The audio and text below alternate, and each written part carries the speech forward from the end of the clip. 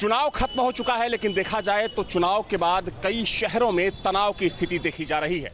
अलीगढ़ के बाद अब मेरठ से बवाल की खबर सामने आ रही है। वैसे में सवाल यही उठता है कि आखिर ये साजिश किसकी है और इस षड्यंत्र के पीछे किसका हाथ है। इस वक्त मैं लखनऊ में हूँ, लाटूस रोड पर हूँ और तमाम जो व्यापारी वर्ग है वो इस वक्त मेरे साथ मौजूद है। आम लोग भी यहाँ पर मेरे साथ जुड़े हुए हैं। जिस तरीके से अलीगढ़ में हिंसा की खबर आई, आज सुना होगा आपने, मेरठ से कुछ ऐसी चीज़ें सामने आ रही हैं। चुनाव बाद आखिर क्या हो गया है, ऐसी खबरें क्यों आ रही हैं? उन सारी शक्तियों को आज लखनऊ व्यापार मंडल के प्रांगण के बाहर आप खड़े हैं, उन सारी शक्तियों को इस लखनऊ की धरती से एक जवाब देना चाहता हूं। आज के भंडारे में जो प्रभु बजरंगबली जी के जयेश के भंडारे चलते हैं, उसमें शनिवार में आज के भंडारे में बिल्कुल साफ है, लखनऊ संदेश दे रहा है पूरे देश को, और उत्तर प्रदेश ने भी देश को संदेश दिया ही है। बहुत अच्छा। देखिए, ये है राम और ये है रहीम, ये है सुमित गुप्ता, ये है नदीम शेख।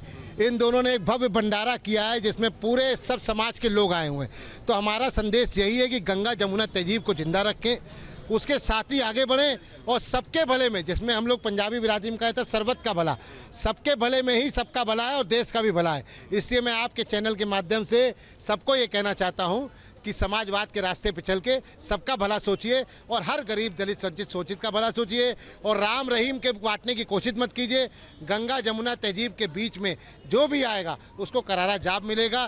जो भी आप पूछ रहे हैं, चाहे अलीगढ़ हो चाहे इधर उधर कहीं भी चल रहा हो, उनको मैं सीधा लखनऊ से संदेश देना चाहता हूं कि आइए देखिए लखनऊ में कैसे गंगा जमुना तहजीब मिलके एक साथ प्रभु श्री राम का जयकारा लगाती है और प्रभु बजरंगबली जी का जयकारा लगाती है और सिया राम जी को याद करते हुए भंडारा करती है, गरीबों की सेवा करती है। इस भीषण गर्मी में पंखे कूलर लगा के गरीब जनता की सेवा करने का काम करती है। ये मिसाल केवल लखनऊ पेश कर सकता है और उत्तर प्रदेश भी जल्दी मिसाल ये पेश करेगा। आप अपना नाम बता दीजिए। मैं शेख मोहम्मद नदीम हूँ। नदीम जी, आपको क्या लगता है कि चुनाव तो खत्म हो चुका है और देखा जाए तो अब प्यार से सबको रहने की ज़रूरत है और जनता जो भी फैसला सुनाती है वो सबसे ऊपर होता है। कहते हैं कि इस लोकतंत्र में जनता जनार्दन। तो आपको क्या लगता है कि ये षड्यंत्र है क्या किसी का, जो खबरें सामने आ रही हैं अलीगढ़, मेरठ और कई जगहों से हिंसा खबर सामने आई? हो सकता है जिनको पराजित हुए हैं, जो लोग हारे हैं, उनको ऐसा लग रहा हो, लेकिन लखनऊ जो है हमेशा से गंगा जमुनी तहजीब में जो है आगे रहा है और आगे ही रहेगा। हमारी फर्म है Soni designer studio private limited. हम लोग हमेशा जो है वो भंडारा कराते हैं और मिल करके बहुत अच्छा कराते हैं। सभी की सेवा में हम लोग लगे रहते हैं। तो इन सब चीज़ों से, खबरों से हम लोगों को कोई फ़र्क नहीं पड़ता है।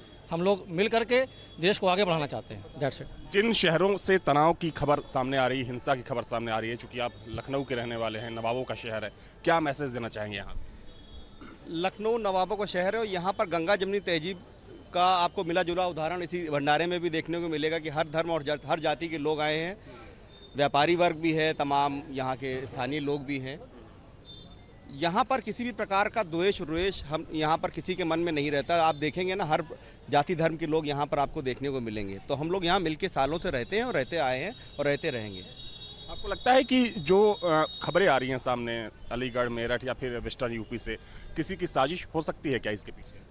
देखिए, ये तो राजनीतिक साजिश हो सकती है, मगर ये आदमी को खुद बुद्धि विवेक होना चाहिए कि किस तरह से देश को आगे ले जाना है और देश को ले जाने के लिए मिलजुल के ही आगे ले जाना पड़ेगा।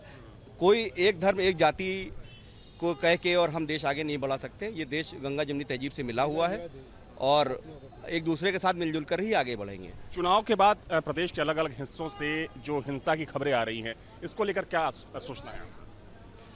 देखिए, जो भी यहाँ पे हो रहा है उससे हमें कोई ऐसे लेना देना नहीं है। हम लोग आपस में मिलजुल के यहाँ पे काम करते हैं।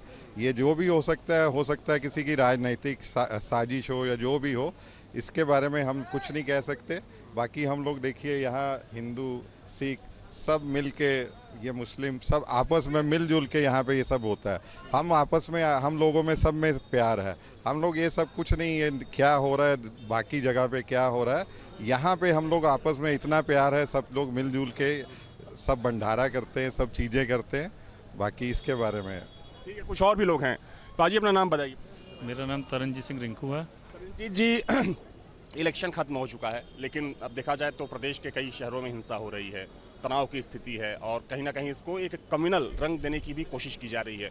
आपको क्या लगता है कि इसके पीछे किसका हाथ हो सकता है? इसके पीछे साजिश है या आपस में लड़वाने की साजिश है। देख लें यहाँ पर आप हिंदू मुसलमान भंडारे कर रहा है, सिख हिंदू मुसलमान मिलके भंडारे के साथ अरेंजमेंट कर रहा है। ऐसी कोई प्रेम सब आपस में प्रेम भाव से रह रहे हैं, ऐसी कोई भी कहीं पर कोई दिक्कत नहीं। ये एक राजनीतिक साजिश के तहत सब कुछ काम होता है कि आपस में लड़वाया जाए और देश को कैसे बांटा जाए। तो आपको लगता है कि ये साजिश है? ये बिल्कुल साजिश है। देखिए हमारे यहाँ देखिए हिंदू मुसलमान सिख देखिए सारे सभी मिलजुल के भंडारे करते हैं और प्रसाद बांटते हैं। कोई भी त्यौहार हो, कोई गुरु गोविंद सिंह का बर्थडे आया, गुरु तेग बहादुर जी का शहीदी दिवस आया, देखिए हिंदू मुसलमान सिख सबने मिल के भंडारे लगाया, गुरु का प्रसाद बांटा, मिल के सब कुछ काम किया। ऐसी कोई भी भावना किसी के मन में नहीं है। ये राजनीतिक साजिश के अलावा कुछ नहीं है। ठीक है, तो यहाँ के लोगों का मानना है कि एक राजनीतिक साजिश हो सकती है। आपका नाम क्या है? मेरा नाम अमित वर्मा है और मैं लखनऊ व्यापार मंडल में उपाध्यक्ष के पद पर हूँ। अच्छा, आप व्यापार मंडल से हैं। अमित जी, इलेक्शन खत्म हो चुका है। हालांकि देखा जाए तो लखनऊ सीट पर तो बीजेपी का कब्जा हमेशा से रहा है, 90 के दशक से। लेकिन इस वक्त प्रदेश के कई शहरों में हिंसा की खबर वहाँ से सामने आ रही है। पहले मेरठ में बवाल हुआ, अलीगढ़ में हुआ, उसके बाद अब मेरठ से ऐसी खबर आ रही है। जब ऐसी खबरें पहुँचती है आप लोगों के पास, तो आपको लगता है कि इसके पीछे कोई राजनीतिक षड्यंत्र हो सकता है? देखिए, राजनीतिक षड्यंत्र तो हो भी सकता है, इसमें कुछ नहीं कहा जा सकता क्योंकि इलेक्शन के तुरंत बाद हो रहा है। परंतु किसी एक धर्म समुदाय को इसके लिए जिम्मेदार ठहराना ये गलत होगा, क्योंकि राजनीतिक पार्टियां किसी धार्मिक चीज़ों से जुड़ी नहीं होती है। वो सिर्फ अपने राजनीतिक हितों के लिए ही राजनीति में आती हैं। क्योंकि कई बार ये देखा गया है, कोई व्यक्ति इस पद से इस पार्टी से उस पार्टी में आता है और पदाधिकारी बन जाता है, तो उसका सिर्फ राजनीति से लेना देना है, धर्म से कोई लेना देना नहीं है। इसलिए राजनीतिक व्यक्ति ऐसा कर सकते हैं, इसकी पूरी संभावना है। लगता है कि जब हिंसा की खबरें होती हैं या फिर जब कम्युनल राइट होता है, तो उसके पीछे कहीं ना कहीं राजनीतिक पार्टियां खड़ी। देखिए, मैं जैसा बचपन से सुनते आ रहा हूँ कि अगर पुलिस चाह ले तो कुछ भी, मंदिर के बाहर से चप्पल भी नहीं जा सकती। तो यकीनन इतने बड़े दंगे हो रहे हैं तो कहीं ना कहीं कोई ना कोई साजिश जरूर होगी। ये मानते हैं कि पहले के मुकाबले उत्तर प्रदेश में दंगे कम हुए हैं। अगर हम पिछले 7-8 सालों की बात करें तो आपको लगता है कि दंगों की संख्या में कमी आई?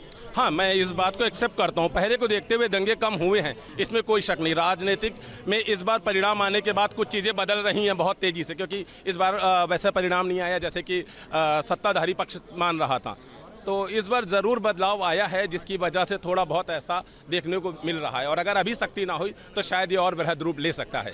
तो सख्ती दिखाने की ज़रूरत है, क्योंकि देखा जाए तो जब भी ऐसे दंगे होते हैं या फिर हिंसा होती है तो उसके पीछे कहीं ना कहीं एक पॉलिटिकल षड्यंत्र की बात भी कही जाती है। लेकिन लोगों का मानना है कि जहां से भी ऐसी खबरें सामने आ रही है, वहां पर सरकार और पुलिस को सख्त कार्रवाई करने की ज़रूरत है।